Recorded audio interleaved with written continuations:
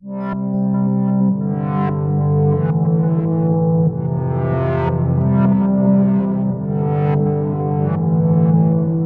Arratsaldeon, muy queridos amigos, Arratsaldeon, buenas tardes. Cada vez que empiezo a escribir estas presentaciones me invade la misma duda inquietante, desagradable con la mayoría de las dudas. ¿Me entenderán lo que les quiero decir? Cuesta y mucho reconocer que el tamaño de la duda se agranda con el tiempo y su sombra se vuelve cada vez más acuciante y penosa. Hoy me cabe el honor de presentar como conferenciante del aula senior del Colegio de Médicos de Guipúzcoa a mi buen amigo, doctor Fernando Chueca, ginecólogo y además guetariarra, perteneciente a la familia del famoso chacolí Txomin Etxaniz, con más T, X y K, escritor y conferenciante. Recuerdo mi presencia en la parroquia de San Salvador de Guetaria cuando pronunció el discurso para su ingreso como miembro de número en la Real Sociedad Vascongada de los Amigos del País.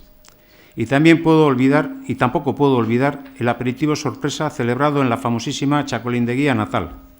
Años más tarde, en el Museo de Albaola, fue él mismo quien pronunció el discurso de acogida también sobre Juan Sebastián Elcano al nuevo socio de la Real Sociedad Vascongada de los Amigos del País, señor Xavier Alberdi Lombide, aquí presente. Actual director del Museo Naval de San Sebastián, acto al que Joxean Goicoechea y un servidor nos esmeramos en poner un discreto tinte musical.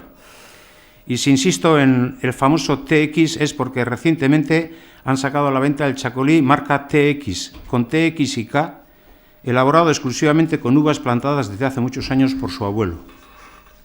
Metidos como estamos en la celebración de los 500 años de la primera vuelta al mundo de Juan Sebastián Elcano, el título de la conferencia es Elcano y el escorbuto, otro paradigma, ejemplo o molde de la historia, en la que nos ofrecerá una perspectiva novedosa desde el punto de vista médico. Esta conferencia estaba programada para el mes de febrero, pero tuvo que ser suspendida porque el conferenciante tenía a varios familiares directos ingresados en el hospital.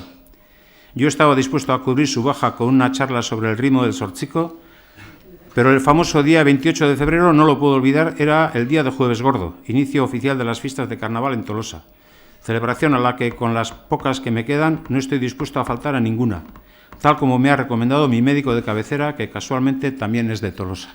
Arratsaldeon danoi, ongi etorri. Buenas tardes, bienvenidos. Es un tema áspero para que podáis escuchar hoy a la tarde, haciendo un tiempo tan estupendo y os habéis venido aquí a ver qué podemos aportar. Pero bueno, llevamos años. Yo he considerado la palabra paradigma porque cuando me pidió una definición de un título, me salió así de golpe y bueno, y así ha ido. El paradigma de la historia de la navegación, hay una serie de frases ya hechas en los últimos años en conferencias, en textos, en un montón de presentaciones, y dice, bueno, estas frases son las que he recogido. La sidra salvó a los vascos en las expediciones a Terranova del escorbuto porque tiene vitamina C. Y la otra frase es, la expedición de Juan Sebastián Elcano fracasó porque murieron de escorbuto.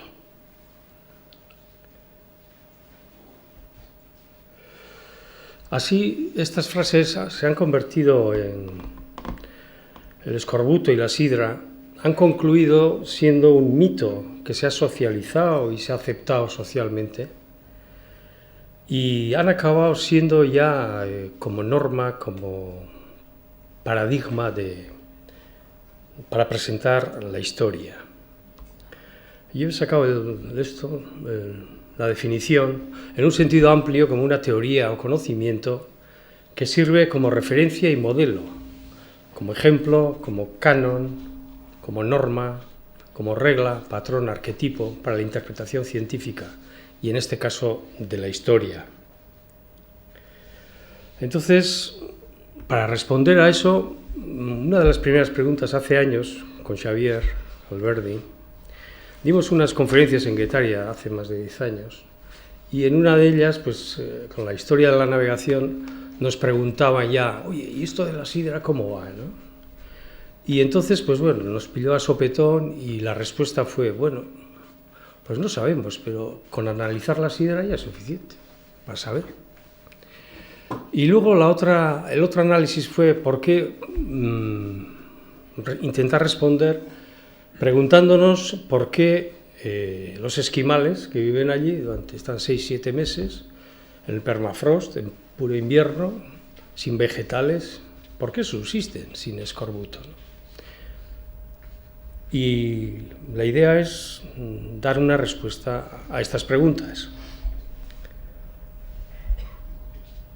La otra pregunta que me hice fue si el Cano, si no falleció de escorbuto, porque ya se estaba pergeñando en Ordicia, con el tema de Urdaneta también,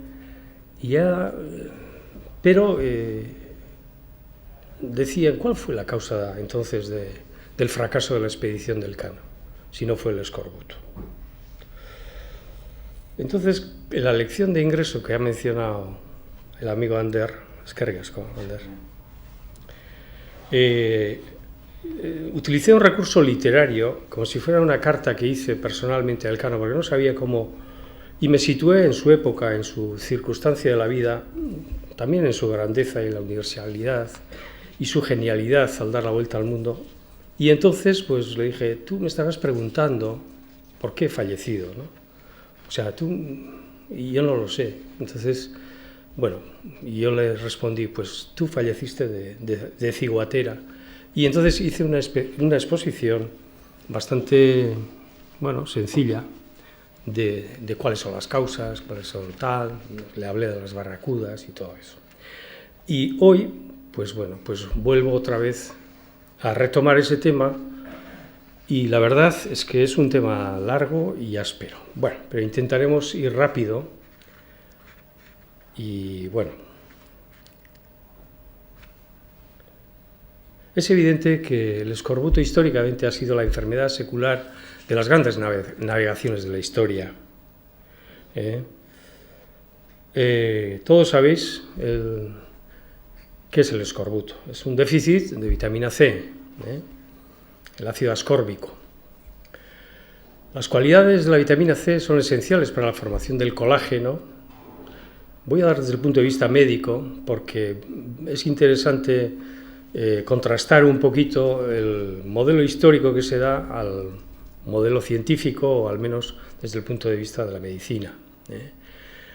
Contribuye al sistema inmunológico, al metabolismo de muchas cosas, de las lipoproteínas. Es un antioxidante potente, pero su estructura molecular es lábil y tiene una fácil degradación.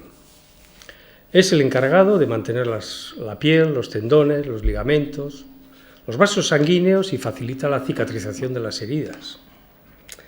En el organismo tiene una vida media de unos 10-20 días, no se almacena y el excedente de la ingesta se elimina por la orina. Te puedes comer 5 kilos de naranjas, que lo que necesita el organismo lo aprovecha y el resto lo elimina. De ahí que cualquier vitamina C que se incorpore al organismo en un viaje de navegación, al cabo de un periodo de tiempo ya entra en barrena si no tiene más aporte de vitamina C. De ahí vienen los grandes fracasos de las navegaciones, de las largas navegaciones. Las fuentes, evidentemente, de vitamina C fundamentalmente se considera que son los vegetales, pero está presente también en los animales. Los mamíferos sintetizan la vitamina C en el hígado. Los humanos, primates y caballos no sintetizan la vitamina C. Y tampoco la cobaya. La cobaya por eso se emplea en los laboratorios de experimentación, que sean compatibles con la investigación humana. La OMS refiere que el requerimiento diario de vitamina C al día es de entre 40 y 95 miligramos, pero no hay ningún consenso. Actualmente los alimentos procesados, los que vemos envasados, y los zumos en los Tetrabric y en los envases, todos llevan un componente que es el E300, que esconde lo que es el ácido ascórbico. Actualmente ya ponen directamente ácido ascórbico. Por eso ponen los Tetravic vitamina C. Bueno, ya esto lo hemos visto. Este es el gran fracaso de las navegaciones, sobre todo las invernadas en el Ártico, en el Antártico. La mayoría de los fracasos fueron debidos a la vitamina, el déficit de vitamina C. Entonces, para responder a la pregunta, bueno, los balleneros, hay constancia de que los balleneros y los bacaladeros vascos, en pasajes, por ejemplo, me pasó la información además Xavier, y le agradezco personalmente, pues las expediciones, cuando se organizaban y tal, por ejemplo, Donosti obligaba a los labortanos, que hacían la invernada en pasajes, a llevar la sidra que llevaban a Terranova, les obligaban a que fuera del entorno donostiarra, ¿no? Y los conflictos esos pues ya aclaran que la sidra era una bebida que se bebía, que se llevaba con notoriedad a Terranova y a Labrador. No sabemos cómo se llevaba, en toneles o en odres o cómo, porque claro, la sidra se oxida también. Y al oxidarse pierde la vitamina C. En el proceso de elaboración de la sidra desde la manzana, el contacto con el oxígeno hace que se degrade la vitamina C. Entonces, la composición de la sidra natural, yo he mirado varios cuadros de investigación, incluso de los asturianos, y en ellos siempre aparece que la vitamina C tiene 0,00 de vitamina C. Por lo tanto, ese paradigma histórico lo vamos a quitarlo de la circulación, porque ya se está proyectando ya a niveles ya académicos de la historia, de los historiadores. He revisado cuáles son los alimentos con mayor cantidad de vitamina C hay en la naturaleza. Y, por ejemplo, la guayaba es la que tiene 200, la grosella negra, el casis, estos son los frutos del bosque, los arándanos, el arándano negro, el arándano rojo, el pimiento rojo también, el pimiento verde también, el chile, el perejil, fíjate, el perejil, 120, el kiwi. Las mujeres ya saben de esto porque son las que más kiwi comen por mucho. La col rizada, el repollo, el brócoli, el repollo de Bruselas, la fresa, eso que nos gusta en primavera. Y luego estas frutas un poco exóticas, australianas y amazónicas y tal. Pero hay un producto de la naturaleza que se llama el escaramujo, que es la rosa silvestre, que es la rosa mosqueta, que es muy abundante y que tiene casi 20 gramos por 100 gramos. O sea, históricamente se ha utilizado incluso en la gastronomía, en sopas, en hacer mermeladas, en la zona nórdica escandinava y en Inglaterra también. Hay una anécdota histórica. En la Segunda Guerra Mundial, cuando Inglaterra estuvo asediada y aislada, claro, los recursos de vitamina C en vegetales estuvo limitado y claro, la armada inglesa no tenía ningún suministro de vegetales. Y entonces mandaban a los chavales, después de la escuela, al bosque para que recogieran escaramujo. Y así se salvaron del escorbuto. Tenía muchísima experiencia la marina inglesa, sobre todo. Entonces, la otra pregunta es, bueno, pues ya sabemos, ¿no? La sidra no tiene vitamina C, iban a Terranova y, bueno, subsistían de alguna manera, porque todavía yo lo poco que he leído y lo poco que he estudiado, y las referencias, por ejemplo, orales, en versos, en euskera, tal, de los de Iparralde, ahí se hablan de todas las desgracias, que aquello era un desierto, que allí se morían, que la mortalidad era muy alta, se lo pasaban de pena, o sea, que eso no era un crucero de placer, ir a Terranova. Era muy duro, te pillaba una invernada y se morían casi todos, ¿no? Y entonces dices, bueno, pues muy bien, eso ya lo sabemos, y vamos a pasar por qué los esquimales no no padece una vitaminosis. ¿Y cuáles? Porque los pueblos paleoárticos, culturalmente durante siglos, incluso los vikingos, cuando se asentaron en Groenlandia y formaron una colonia en el Labrador, incluso en Terranova, incluso un poco más abajo probablemente, eso lo saben los arqueólogos más que yo, y vieron, y no pasaron, estuvieron durante 3 o 4 siglos los esquimales, los vikingos. ¿Y por qué no padecieron la vitaminosis, el escorbuto? Esta niña, desde luego, no. Esta seguramente ya comerá de los comercios occidentales.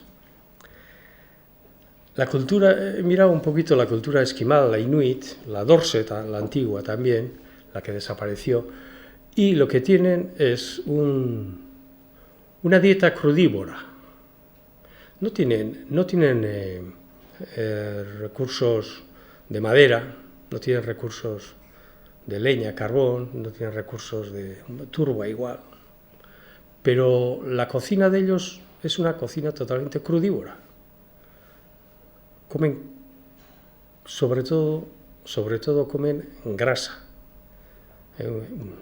mucha grasa, y entonces el hábito social suyo es cuando matan una foca, matan una morsa, cazan una ballena, pescan muchos peces, lo que sea, lo parten y luego lo participan entre la comunidad, lo reparten, todo el excedente, todos comen, y entonces lo comen crudo.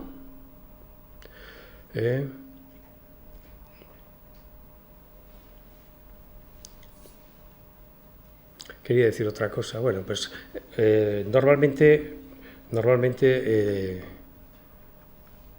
la vitamina C se almacena en el hígado, se almacena en las vísceras, se almacena en la grasa, en el tejido adiposo y en la carne también. Entonces, el hábito de las culturas cazadoras, las tradicionales, y también aquí ha habido alguna tradición de esta de nosotros, por ejemplo, de chavales, teníamos el hábito de comer pescado crudo. Cuando ibas a las rocas, a lo que sea, te comías las lapas crudas, te comías las quisquillas crudas. Xavier se acuerda también de esas cosas. Y luego cuando íbamos a pescar y no teníamos para merendar y nos entraba el hambre, cogíamos algún pescado que esto y le cortabas el lomo y te lo comías crudo.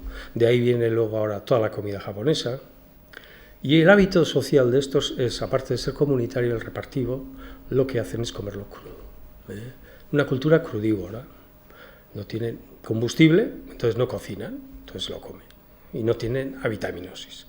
Yo creo que culturalmente viene bien saber que estas cosas han existido, y incluso por aquí, por el Cantábrico también. Yo he conocido pescadores que les gustaba comer las anchoas crudas, por ejemplo. Y decía en euskera, lengo zarrak, esatesien, alimento asko zaukala, arrai gordinak.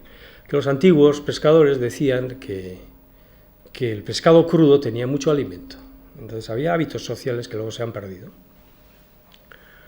Entonces vamos a pasar un poquito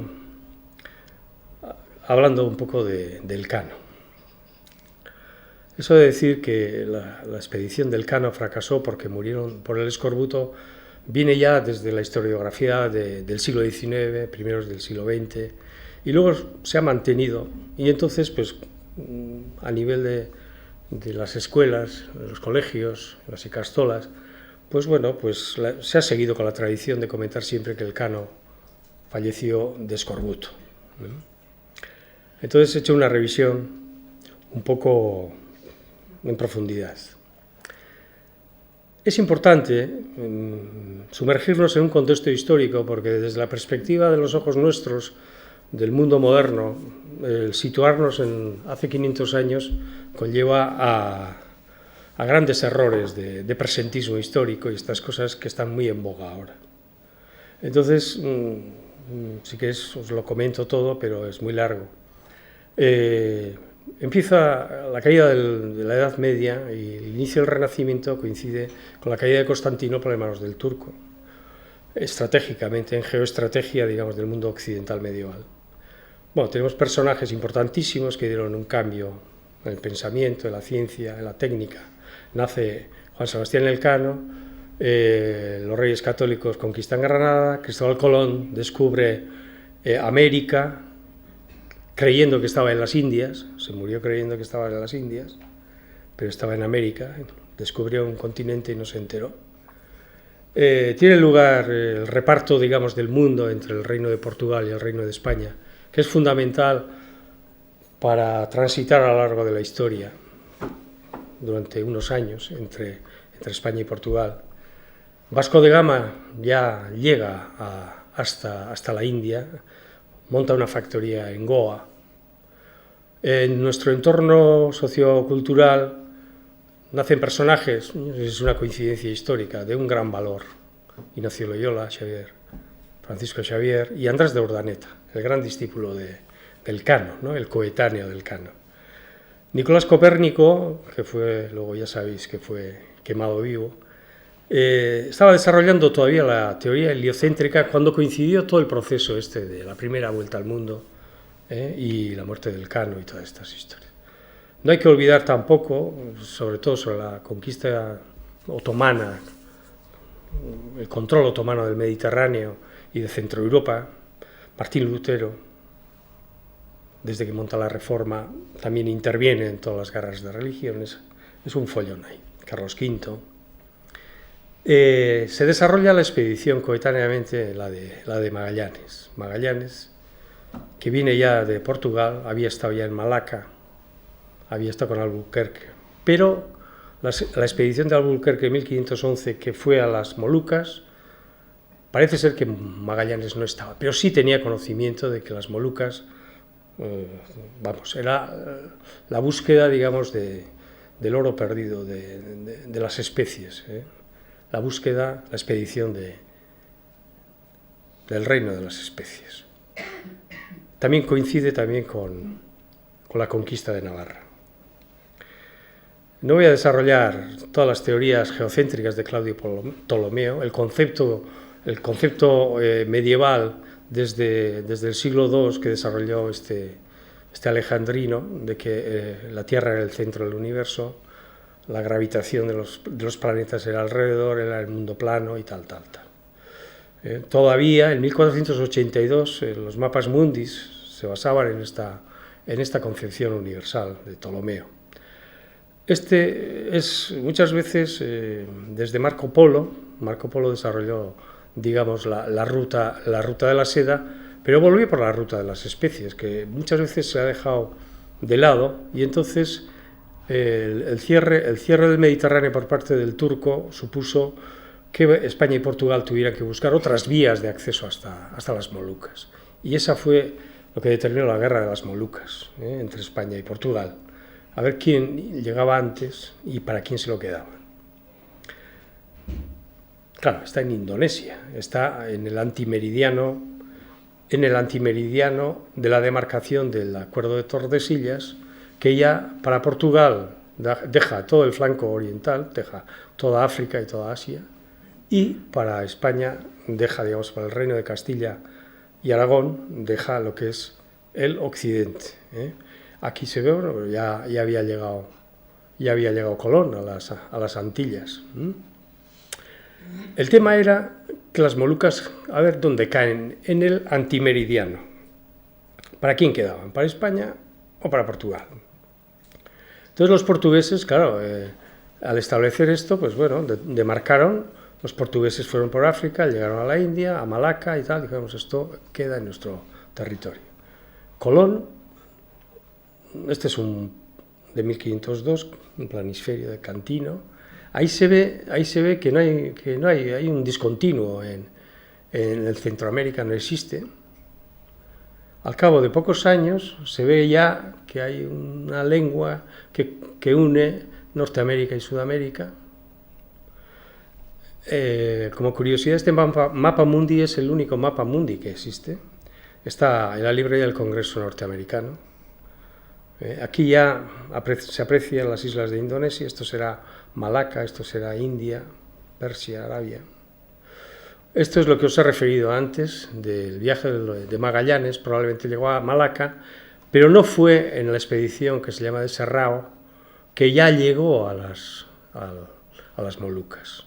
pero no consiguió, digamos, entablar una relación comercial con los nativos, con los reyezuelos de allí, y en el viaje de vuelta, por lo visto, tuvo un naufragio y tal. Yo he indagado un poquito por qué el fracaso de Colón y el de Magallanes, porque históricamente, pues bueno, pues seguían lo que os he dicho, el mundo ptolomeico. Pero claro, el mundo ptolemeico había determinado que la esfericidad de la Tierra tenía una circunferencia de 28.000 kilómetros aproximadamente, cuando la circunferencia real de la Tierra era 40.000. Entonces, claro, Colón decía, tengo que estar en las Indias porque yo he hecho 28.000 kilómetros. Y Magallanes, bueno, después de que Balboa pasó al Pacífico y dijo, aquí hay otro océano, dijo, de aquí a otros 10.000 kilómetros seguro que están las Molucas. Y entre una cosa y otra, Eratóstenes ya lo había dicho, antes de Cristo, casi en el tercer siglo antes de Cristo, que la esfericidad de la Tierra tenía 40.000 kilómetros de circunferencia. Este ha sido el gran olvidado del geógrafo este. Elcano, entre darle la vuelta al mundo y las vueltas que dio por el mundo marítimo, hizo como 70.000 kilómetros al navegar y dar la vuelta al mundo. Perdido por todos los mares, sin saber, sin derrotas, sin que Magallanes le hubiera dado la ruta, se negó reiteradamente. Magallanes tuvo unos cuantos motines, precisamente por eso. Se tuvo que liquidar a todos los capitanes de su flota. No se cargó a los oficiales, a los pilotos, a los maestros, porque entonces hubiera dejado descabezada la expedición. Pero era por eso, porque si no se hubiera quedado solo con los marineros y grumetes. Tenía que liquidar a otras 20 personas y no lo hizo. Entonces Magallanes, una vez que pasa el estrecho, aquí está, ¿qué es lo que hace? Dice, bueno, 28.000, pero será algo más. Y entonces, pues bueno, intentó buscar el meridiano, el equinoccial, la línea equinoccial, la ecuatorial, y dijo, bueno, pues si está más o menos ahí, pues si la cruzo, si llego a cruzarla, pues entonces el derrotero marcó un viaje y dijo, aquí me voy a encontrar a las Molucas, me encontraré con las Indias, y resultaba que le faltaban otros 7.400 kilómetros. Claro, es muy fácil decir que la longitud era tanto, el tiempo era tanto, tal.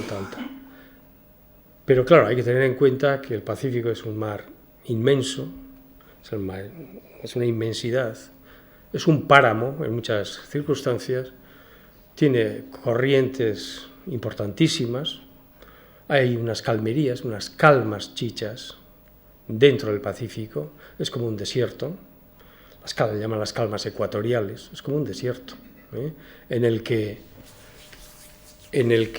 durante semanas puedes estar ahí sin que haya viento, que no haya brisa, en plena línea ecuatorial, con una canícula, el sol te está machacando a 50 grados, en unos barcuchos pequeñitos, cantidad de hombres hacinados, en unas condiciones sin alimentos frescos, una penuria absoluta. Entonces, la expedición de Magallanes salió el 20 de septiembre de 1519, como sabéis todos, de Sanlúcar de Barrameda, con 237 hombres a bordo, y volvió con 18 hombres el 6 de septiembre de 1522. Yo he hecho aquí un esquema en el que digo, bueno, no he metido lo fundamental. Fueron 5 naves los que fueron en la expedición, eran de bajo tonelaje la mayoría, eran ligeros. El único que volvió fue el Victoria. La expedición, en ese caso, en ese sentido, fue un fracaso. Fue un fracaso en cuanto a pérdidas humanas y pérdidas materiales. Pero, bueno, los recursos que recogieron fueron otros. El capitán Magallanes falleció, todos fallecieron, excepto Juan Sebastián Elcano, que acabó siendo el capitán general, bueno, el capitán, con un solo barco era el capitán, era el del Victoria, como sabéis. Aquí el piloto de Trinidad, por lo visto, no estaba convencido de la aventura de Magallanes, sobre todo en la bahía de San Julián. Antes de entrar por el estrecho se dio la vuelta y se vino para casa. Y evidentemente, pues la casa de contratación cogió y lo metió en la cárcel, a él y a unos cuantos. El contramaestre Francisco Albo acabó siendo el piloto de Juan Sebastián Elcano, y hizo un derrotero, una relación del viaje, a partir del Cabo San Agustín. No se atrevió a hacer antes porque todos le tenían miedo a Magallanes, porque debía ser un personaje bastante colérico, bastante brusco, bastante poco diplomático, y bueno, conllevó una serie de problemas terribles. La historia, su gran hazaña fue el paso del estrecho, evidentemente. Pero en cuanto a otras circunstancias históricas, perdió los estribos en muchos momentos. Vasco Gómez Gallego, este era un gallego evidentemente, era un piloto también, y Miguel de Rodas, que acabó siendo piloto también, pero este era, digamos, de la parte oriental del Mediterráneo. Entonces yo he hecho un esto para saber, bueno, pues, a ver, cómo era el escorbuto de estos, porque a ver qué es lo que comían, qué es lo que llevaron. En aquella época no había frigoríficos, la fruta y las verduras son perecederas, les duraría poco tiempo. Y bueno, he hecho una relación a bote pronto un poco, ¿no? Y luego pues he mirado a ver qué cantidad de vitamina C había.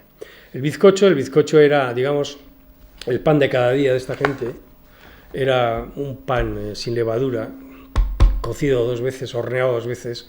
Era como la piedra, o sea, era un pan malo y duro. El queso, pues bueno, pues el queso en los ambientes tropicales, pues os podéis imaginar. El tocino también, rancio, maloliente. El aceite de oliva, llevaron vino, luego llevaron rayas secas, la bastanga, gastaca, la gastaca, la mojama, evidentemente, la mojama, cazón, esto será la tolla que decimos nosotros, ¿no? Es de la familia del tiburón, la carne enjarrada, la carne en jarras, no sé si a la vinagreta o cómo lo llevarían. Pulpos secos, todavía en Zumaya hacen acopio de pulpo de toda la cornisa cantábrica casi, y se lo comen en las fiestas. Las cecinas, embutidos, vinagres, escabeches, legumbres, todo lo que se cocina, sobre todo las legumbres, pierde su capacidad organoléptica. 0 vitaminas, 0 miligramos.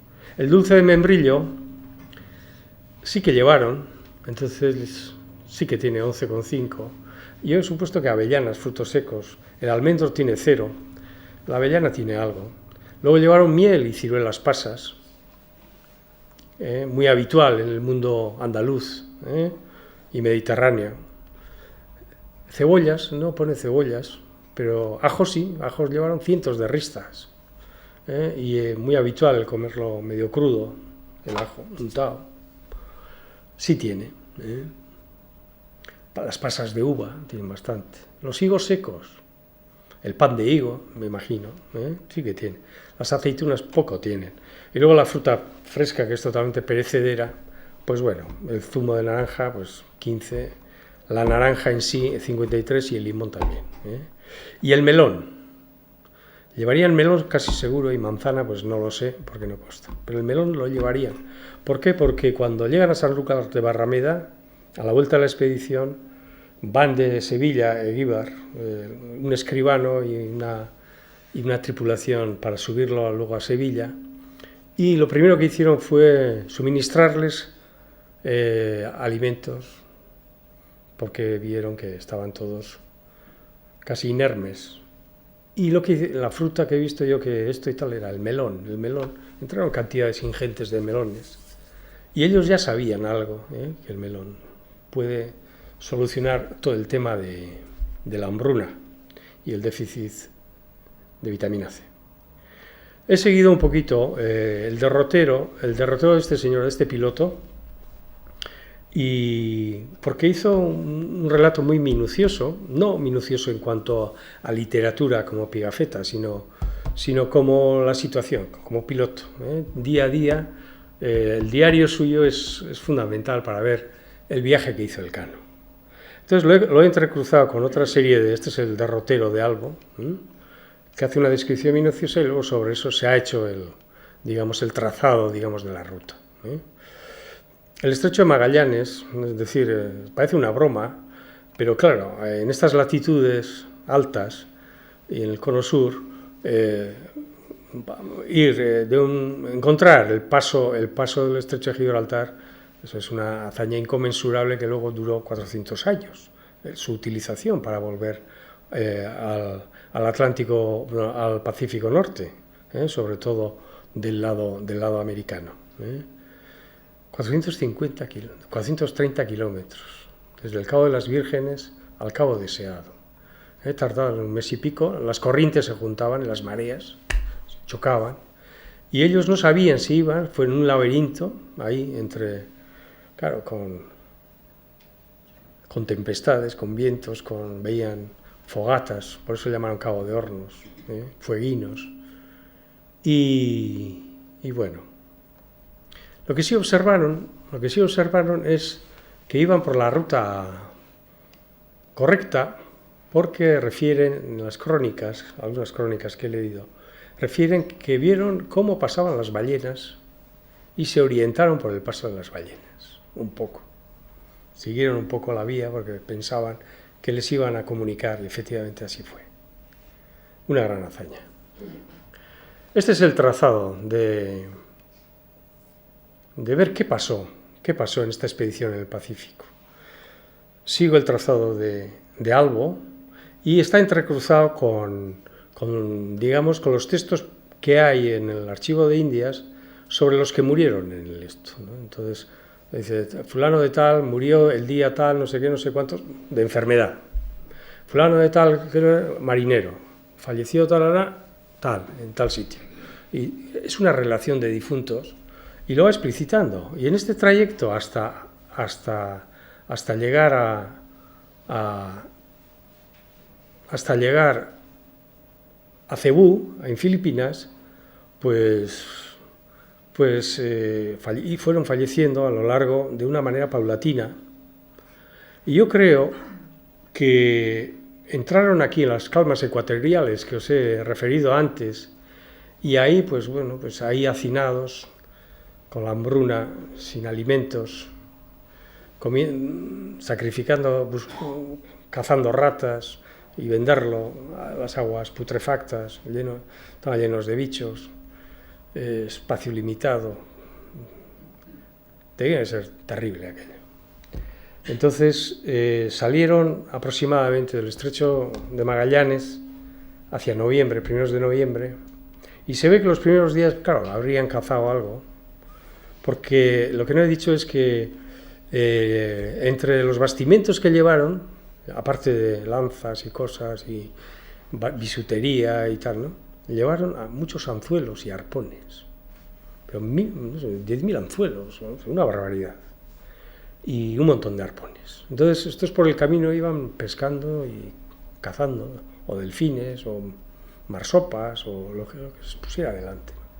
Pero ya para diciembre ya empezaron, se les acabó la vitamina C por lo visto, y empezaron ya con los difuntos. Poco a poco, todos los días, cotidianamente, empezó a haber muertos cada vez más. Y al entrecruzar con lo que os he dicho de la historia de los fallecidos, hasta llegar a Guam, pues decía fallecido, todos grumetes y marineros. Y sobre todo en un barco. Bueno, decir que el estrecho de Magallanes consiguieron de los 5 3 barcos. El resto, pues uno se dio la vuelta y el otro se hundió, yo qué sé, se pegó un peñazo con las rocas y se quedó allí. Y fallecieron un montón de gente. Y los 3 barcos eran el Victoria, y la mayoría de los muertos de los grumetes y marineros eran todos del Victoria. Había 3 del Trinidad y 1 de Concepción. esto da que pensar, ¿no? ¿Por qué solamente la gente, digamos, en la escala baja, digamos, social de la marinería, y los oficiales casi nadie, ¿no? Alguno. Lo que sí se ve es que igual, a partir de Guam, y ya sabes dónde está Guam, ahora es una base militar, esta isla, la base militar más importante del Pacífico, está en manos norteamericanas, y ahí hicieron escala y prosiguieron hasta Cabo Verde, hasta Cebú, pero los muertos seguían subiendo, entonces habrá que ver, ¿no? Habrá que estudiar en un futuro, pero los anteriores, los previos, probablemente la mayoría fallecieron de escorbuto, pero no eran muchísima gente tampoco. En total vamos a calcular y eran como 19. Luego aquí se tiraron casi 7 meses o 8 por Filipinas, por Borneo, tuvieron enfrentamientos, bueno, hubo de todo. Magallanes murió en Cebú no, en Mactán, que es una isla aneja. Entonces llegaba, ponía la cruz, soltaba cañonazos, levantaba la espada y intentaba cristianizar a todos por las buenas. Un poco diplomático, y obligaba y tal, no sé. Por lo visto al de Cebú pues le convenció al rey de esto y lo cristianizó. Pero el vecino de arriba, que era el enemigo del de Cebú, dijo que nanay, que a mí no me haces eso. Y entonces dijo que sí, y se plantó allí en la orilla con 50 hombres, con arcabuces, y fue al poblado, lo quemó entero de arriba abajo y tal, y bueno, y los otros ya le estaban esperando, le hicieron la celada y lo mataron. Magallanes murió allí, con su cohorte de gente. Y entonces la expedición pues quedó descabezada, digamos, a nivel de capitán general. Entonces vino Barbosa que era, creo que familiar de y bueno, prosiguieron el viaje, y bueno, en otra isla, o creo que fue el mismo Cebú, pues fue convidado a un convite y allí lo envenenaron, y envenenaron también a un montón de gente. Entonces le nombraron un tal Carballo, y el Carballo debía ser pues un medio indolente que no sabía ni por dónde había que ir, no tenía capacidad, digamos, de dirigir la expedición, y quedaban 2 barcos, porque en la Concepción ya no tenía gente para llevar la expedición, no tenía gente, necesitaba mucha gente para el manejo de las arboladuras, de las velas y todo eso. Entonces decidieron, el más feo de todos, el que en peor situación estaba, coger y quemarlo y hundirlo. Y entonces con 2 barcos decidieron, uno Elcano fue el capitán, lo eligieron, y al otro que lo eligieron fue un tal Gómez Espinosa, que era un militar. Y entonces entre los dos hicieron la ruta de Borneo, la derrota de Borneo, sin que tuvieran ningún conocimiento ni geográfico, ni mapas, ni derroteros. Entonces no sé cómo se aclararon. Claro, aquí hay 12.000 islas, y habitadas debe haber 6.000 o así. Claro, meterte en este laberinto, día sí, día no, y encontrarte que no sabes ni dónde estás, pues bueno, tenía que ser extraordinario. Pero acceden a Brunei, lo que es el actual Brunei, el norte de un sultanato, el sultanato de Brunei. El norte de Borneo estuvieron con el sultán, la recibió y tal, no sé qué. Bueno, fueron conjuntamente estupendamente, consiguieron un piloto que les llevara a las Molucas, bajaron a las Molucas, estuvieron en las Molucas, y Elcano, a diferencia de Magallanes, esto no es por vanagloriar a uno y en demérito de otro, sino es porque fue así. Elcano trajo un libro de alianzas con todos los reyes de todas las islas, con los que tuvo acuerdos comerciales y diplomáticos, un libro de acuerdos que antes estaba en el archivo de Indias, y que lo trajo a la vuelta del viaje, acuerdos comerciales, para establecer, pues bueno, unas factorías, intercambiar productos, adquirir especies. Entonces quedaban 2 barcos y lo llenaron hasta arriba de especies. Llegaron a Timor, y antes de llegar a Timor, pues por lo visto a la nave Trinidad le debió de atacar la broma, que decía. La broma es un gusano que que va horadando la madera, carcomiendo la madera, lo va comiendo y al final con la carga se dio de hundir y entonces vaciaron el esto, intentaron arreglarlo y tal. Y entonces Elcano decidió no volver, no hacer un tornaviaje por el Pacífico otra vez a América, sino que estratégicamente dijo, bueno chicos, aquí tenemos esa alternativa o esta que nos lo imaginamos, sin cartas geográficas, sin saber por dónde iban a ir, no tenían conocimientos de nada, no sabían con lo que se iban a encontrar, porque los portugueses, por el Tratado de Tordesillas, tenían derecho exclusivo de contrarrestar a cualquier otra expedición que no fuera la suya, y entonces estos tenían todo factorías a lo largo del Océano Índico de la costa. Entonces, ¿hacemos? Vamos un minuto, ¿vale? Bueno, voy a indicar. Es que recasco. Y entonces, pues bueno, en 7 meses Elcano hizo esta travesía solo, sin ninguna ayuda de nadie, imaginándose cómo era el mundo, con unas condiciones climáticas adversas. Las corrientes del paso de Buena Esperanza le coincidió semanas y semanas, debió estar 5 semanas intentando sobrepasar el Cabo de Buena Esperanza y al final lo consiguió. Sin tocar tierra, subió hasta arriba y en Cabo Verde empezó a negociar a ver si tenía la posibilidad de engañar a los portugueses para que le dieran comida y le vendieran unos negros para poder seguir achicando, porque le estaba haciendo agua.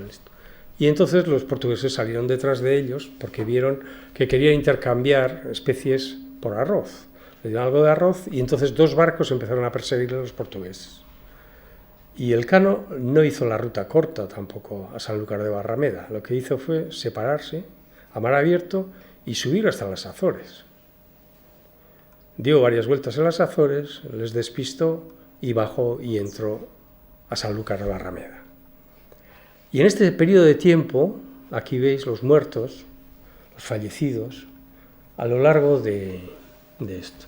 Entonces, desde Timor, el 2 de febrero, hasta que llegó el 6 de septiembre, fallecieron unas 15 personas. Y aquí, evidentemente, sí que fallecieron de escorbuto, porque ya llevan mucho tiempo. Luego también fallecieron por otras cosas.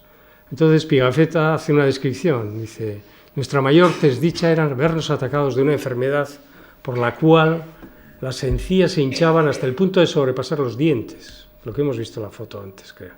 Tanto de la mandíbula superior como de la inferior, los atacados de ella no podían tomar ningún alimento. O sea, estaban tan mal que ya no podían ni masticar. La paradoja de Elcano fue que llevaba un montón de especies y no sabía que llevaba una mina de vitamina C. He mirado las especies lo que llevaban de composición química y, por ejemplo, la canela tiene 3,8, la moscada 3, se murieron de hambre y de avitaminosis, pero tenían especies con el cardamomo, tiene 21, el jengibre, a manos llenas. Este es un recordatorio luego de la vuelta de 1925, casi 100 años. Es una foto que a mí personalmente me gusta, digamos, porque se ve, digamos, la composición. Es una recreación del desembarco del Elcano, que para nosotros emocionalmente siempre ha sido algo grande. La primera carta que le escribió es muy conocido, creo que Daniel también lo ha expuesto en algún sitio. Lo que más sabemos de estimar y tener es que hemos descubierto y redondeado toda la redondez del mundo yendo por el occidente y viniendo por el oriente. Quiere decir, yo he confirmado que el mundo es una esfera y se puede dar la vuelta. Entonces, esto es una afirmación científica, esto no es una banalidad. Él sabía que podía volver, sabía que quería dar la vuelta al mundo, porque lo hizo. Bueno, yo entre todos los muertos que he podido he encontrado este quesito en el que dice, bueno, de escorbuto. Bueno, de escorbuto, pues calculando Gutxi-Gorabehera, me salían como 32, dándole un margen. Claro, de 264 que fueron, o 65 o 68, fallecidos eran 142, que suponen el 57%. Entonces dices, de escorbuto, ¿cuántos no murieron? ¿No? Porque claro, en esta expedición hubo desertores, otros volvieron a España, los de Cabo Verde, que quedaron allí, en la esquifalla de 12 o 13, estos volvieron al tiempo, y luego no se sabe los que se quedaron en el camino. Pero fallecidos fueron el 57% de la expedición. Fue un fracaso humano, claro. Ha habido alguien que ha tenido ganas de proyectar todo esto y decir dónde estaban todos los muertos de la expedición, y es evidente que todos estos están situados, digamos, ya en Filipinas, están situados en Indonesia, en Borneo, tal. Bueno, y pues es un añadido que dices, estos no murieron de escorbuto. Y entonces dices, ¿de qué podían morir?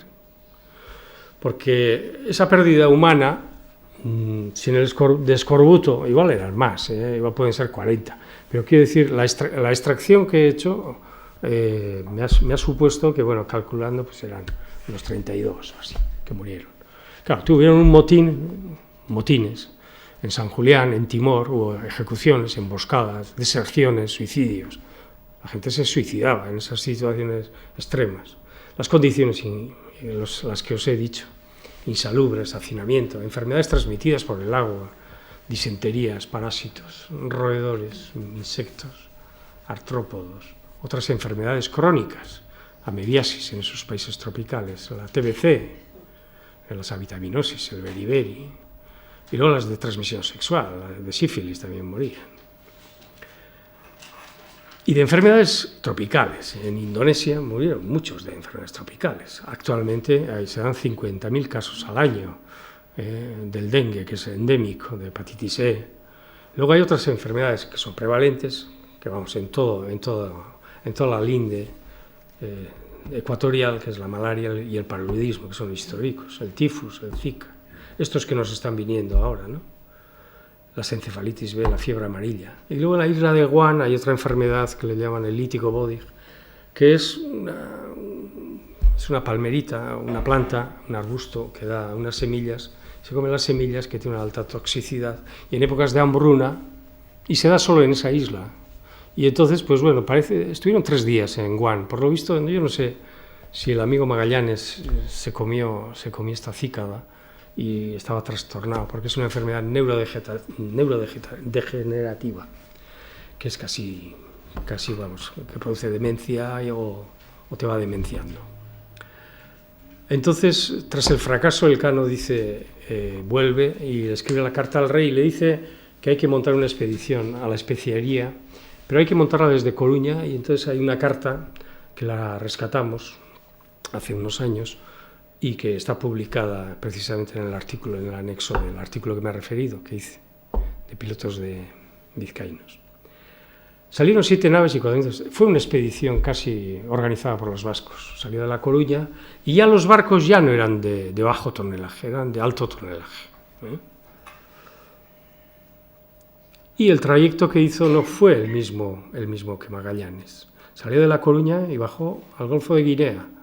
Magallanes entró directamente a la punta del Brasil y bajó por el río de la Plata hasta el estrecho. Y en la segunda expedición fue con Urdaneta. Urdaneta era su adjunto, digamos su aprendiz, era su pupilo, y es una referencia antigua que a la vuelta de toda su vida pues hizo una relación al emperador, y se sitúa hacia el 15 de octubre de 1525 en el Golfo de Guinea. Es la isla de Annobón. Entonces ellos le referían como la isla de San Mateo, que luego nadie sabía decir cuál era y tal, y debe ser la isla de Annobón. Y dice, en esta isla se pescó un pescado de la nao capitana muy hermoso que se llamaba picuda. Picuda, es una terminología antigua.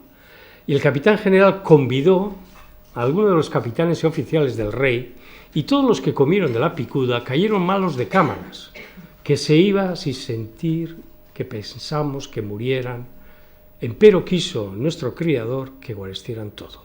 Malos de cámaras quiere decir diarreas. Se iban de cámaras, irse por la entrepierna, con unas diarreas. Y la picuda es el pez que se comieron. En la misma expedición, pero en otro barco, iba otro de Arrona, bueno, de Cestona, del mundo de Cestona, pero que era sacerdote, en Zumaya. La madre parece ser que era de la familia de los Asiola, que tenían mucha fuerza y mucho peso en Zumaya. Tiene una capilla a mano izquierda muy bonita. Entonces este volvió, bueno, se perdió, iba en el Santiago, y el Santiago era el cuñado, el Santiago Guevara, el barquito de 50 toneladas, que era mucho más manejable y mucho más rápido, no se perdió y acabó en Nueva España, que era en el lado Pacífico de México. Y este hombre, saltó a tierra, consiguió saltar a tierra, pero no tenía ni barcucho, ni una chalupa, y luego estuvo con Hernán Cortés y todo esto, y volvió a casa. Y volvió a seguir siendo cura en Zumaya, y falleció en Zumaya por los documentos que ha encontrado el amigo Iñaki Azcuna. Entonces hizo una relación del segundo viaje de Juan Sebastián Elcano. Y se lo describió a Gonzalo Fernández de Oviedo, que era el cronista principal de Indias, y está publicado en la Historia General de Indias, en el tomo 2. Y dice así, y no sabía de la declaración de Urdaneta, uno se fue por un lado y otro por otro, uno se fue a Indonesia y el otro a México. Un día se tomó un pescado que parecía corvina, tan grande como un salmón de 20 libras, y todos los que comieron a la mesa del capitán general enfermaron por lo comer, de tal manera que no pensaron en escapar, y creyóse que murieran si no fueran socorridos con tríaca y otros remedios. La tríaca era un producto polifármaco hecho con 20 cosas diferentes.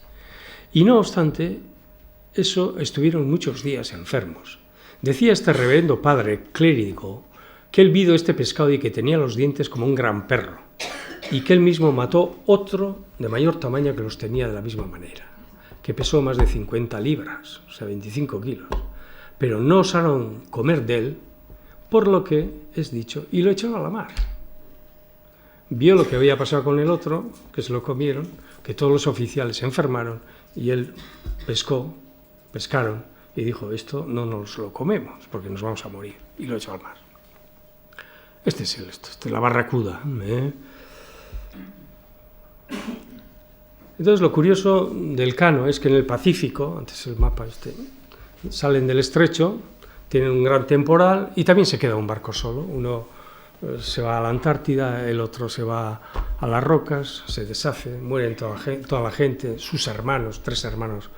Uno iba con él, el resto desaparece, un cuñado, Santiago, que también fallece. Y fallece el sobrino, y los de Zumaya, y los de Zarauz, y los vecinos y tal. Pero en la travesía que hizo del Pacífico empezaron a morir. El 4 de junio, Rodrigo Bermejo, que era un piloto.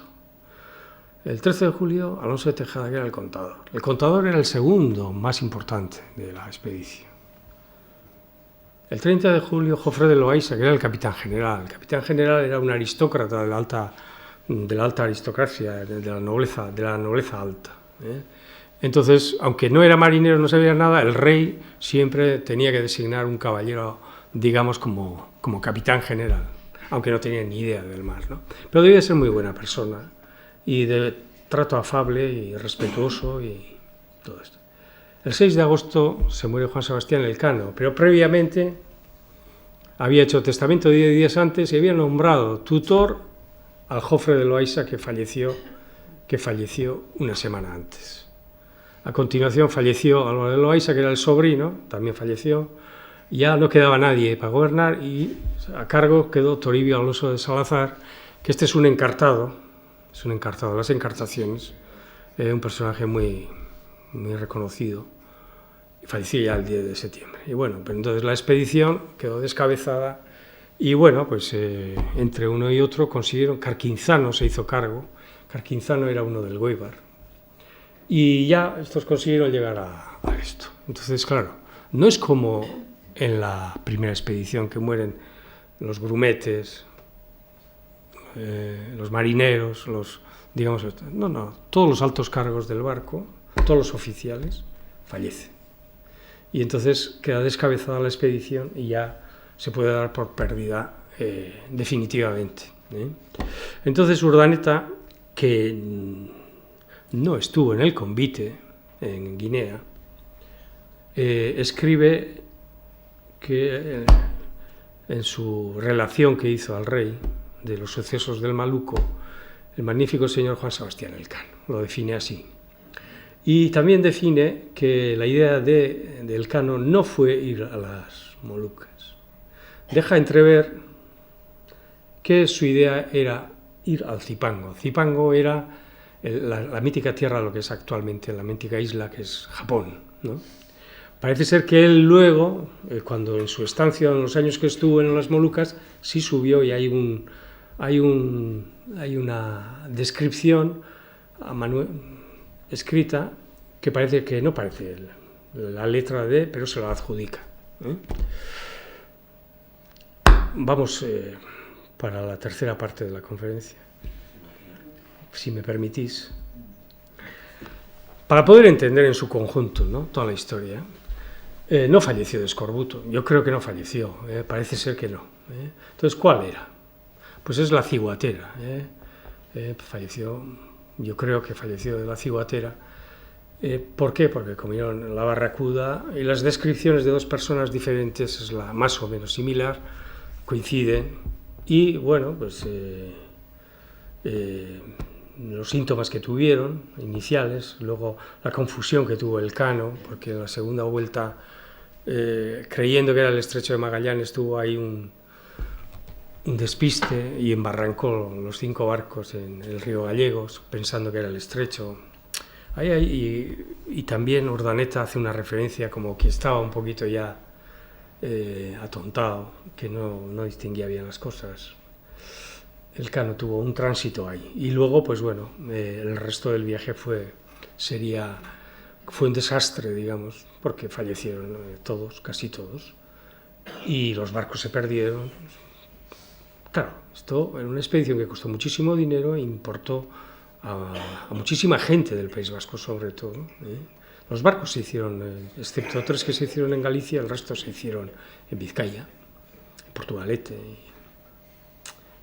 en Bermeo, en Lequeitio, y bueno, por ahí.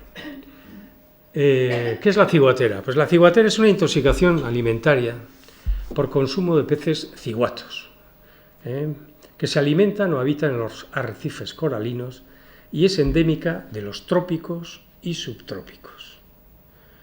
Bueno, etimológicamente viene de la cigua, es caribeño el nombre, y es la más común de las intoxicaciones producidas por peces. Es la más frecuente intoxicación en viajeros por consumo de pescado. Es una enfermedad endémica en países tropicales y subtropicales. Se localiza en el ámbito de las 35 latitud norte y sur del trópico de ahí, pero actualmente parece que se está extendiendo a latitudes más altas, hasta la 37. En esta franja del planeta viven 400 millones de personas, y actualmente se puede considerar que es un problema de salud a escala mundial. La estimación global que se ha hecho de los estudiosos de afectados es muy diverso. Está situado entre 50.000 y 500.000 al año. No hay registros, entonces no sabemos. Y la mortalidad se supone un 5%. La incidencia no está definida ni epidemiológicamente, es conocida por el público en general. Y entonces el diagnóstico de los síntomas que produce la toxina conlleva muchos errores diagnósticos. Entonces pasa el proceso, se atempera, se retarda y otra vez se activa sucesivamente. Y es entonces cuando, como se activa de otra forma, entonces ya han deducido que es una toxina. Este es el mapa de la ciguatera del endemismo actualmente. Las áreas de expansión están accediendo casi ya a costas europeas, está accediendo ya. El Mediterráneo está también tocado. Hay de viajes o lo que sea, de consumo de pescado importado, cosas de estas, ya se están viendo reporters en muchos sitios. Actualmente el Mercado Común Europeo está estableciendo un grupo de trabajo, de estudio, para tomar una iniciativa en este sentido, de la cual no tengo ni idea cuál es. El bicho, digamos, el dinoflagelado, causante se llama Gapidiscus toxicus, y habita, es una alga, se alimentan de detritos coralinos, los peces herbívoros y los crustáceos de los corales. Es una alga unicelular, ingiere el dinoflagelado, produce la toxina causante de la ciguatera. Entonces, en la escala, digamos, de este mar bonito, hay herbívoros, corales, esponjas, fitoplancton. Entonces, en esta escala, todos los alimentos, o sea, todos los peces, todos los crustáceos se van alimentando, y los herbívoros son los que más comen. Entonces, la escala, digamos, trófica de la pirámide alimenticia, pues los tiburones, las barracudas, los atunes, los meros, una serie de pescados. Los vectores son los peces que habitan ahí, los arrecifes coralinos, la barracuda, aguja, pez vela, la morena también, y el mero. Aquí intervienen los hábitos del mundo, involucrar los herbívoros, todo esto. Pero el proceso es que estos dinoflagellados, la toxina esta se bioacumula, o sea,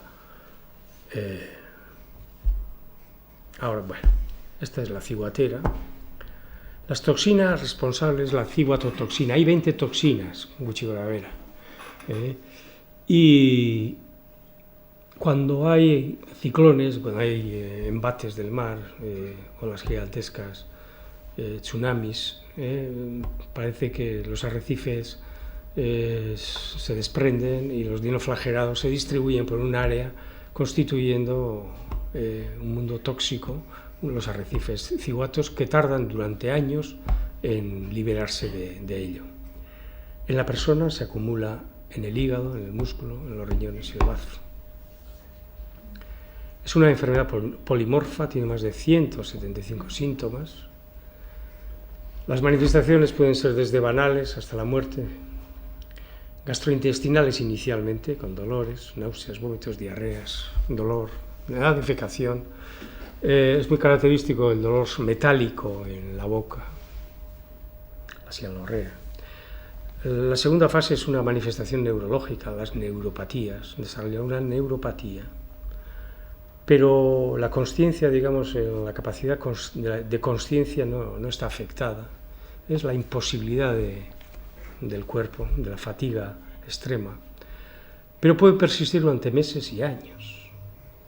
Parestesias, hiperestesias, vértigos, ataxias cerebelosas.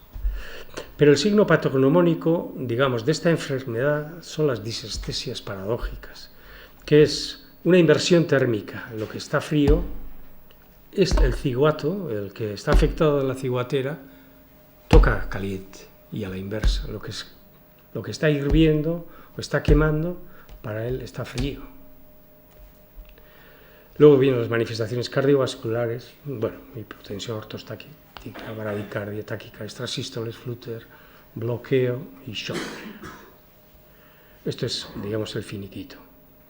Luego hay otras, la fatiga crónica, el letargo, la bulia, las artralgias, mialgias, disurias y dispareunias, porque la toxina se transfiere por vía oral. No se elimina, no se metaboliza.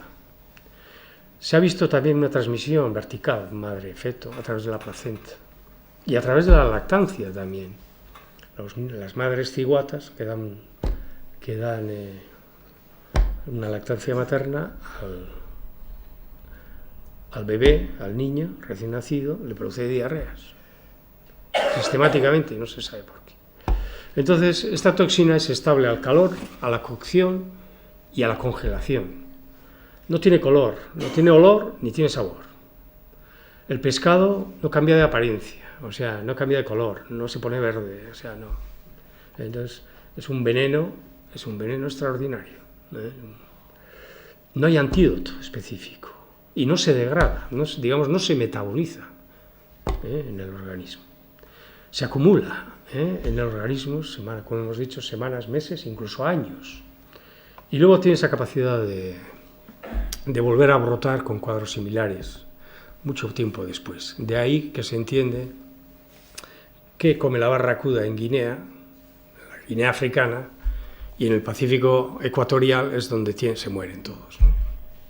Es la única manera de entenderlo. Pues sobre todo se reactiva pues, al ingerir otro pescado, que es muy lógico, porque pescaban cuando iban de travesía, o con la ingesta de alcohol y hasta nuez, pero bueno. También cuando ocurre una pérdida brusca de peso, se libera la toxina de una manera masiva, porque también se acumula en el tejido adiposo. Se sugiere que la toxina se biotransforma algo en el hígado y se excreta por la bilis en el esto. El diagnóstico, no hay un diagnóstico específico, fundamentalmente es clínico. Los métodos biológicos son poco específicos y muy laboriosos, muy caros. Determinar qué pescado es portador de la ciguatera para comerciar con él. Los bioensayos tampoco son específicos y son muy incómodos. El tratamiento, entonces, al no haber antídoto, es sintomático. El manitol es el tratamiento de elección junto con la reposición de líquidos, iones. Se ha utilizado carbón activado, gluconato cálcico, amitriptilina en situaciones crónicas, pero se han utilizado de todo: antihistamínicos, esteroides, anticolinérgicos, inhibidores de las prostaglandinas, fenobarbital, todo, pero es puramente sintomático. Con todo esto no os asustéis.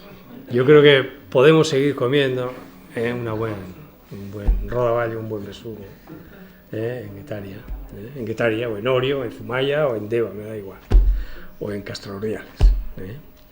Pero bueno, todavía parece que aquí no ha venido nada.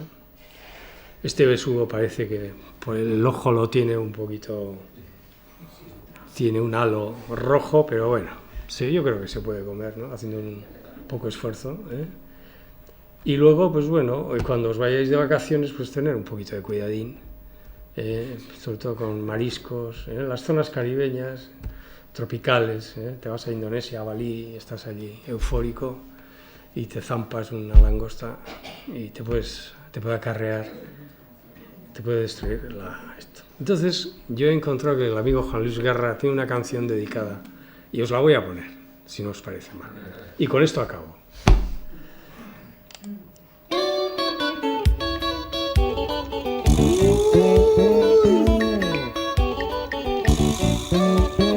Mi historia social es cartelera, todo un personaje de novela.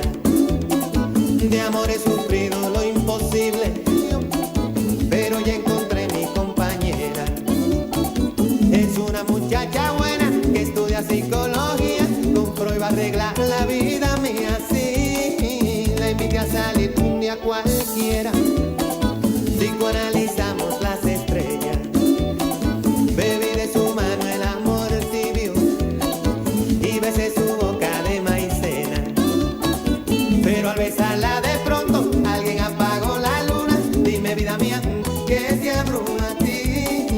Me corre una calentura, la cabeza me da vuelta, se me aflojan las rodillas, se me cae la resistencia y bailan en mi cabeza lucecitas de colores, porque yo tengo una alergia a tus besitos de amor. Ay, es que soledad cualquiera, El besar así guapero, una condena que llevo por comer pecado de anhelo, se me aflojan los huesitos. pero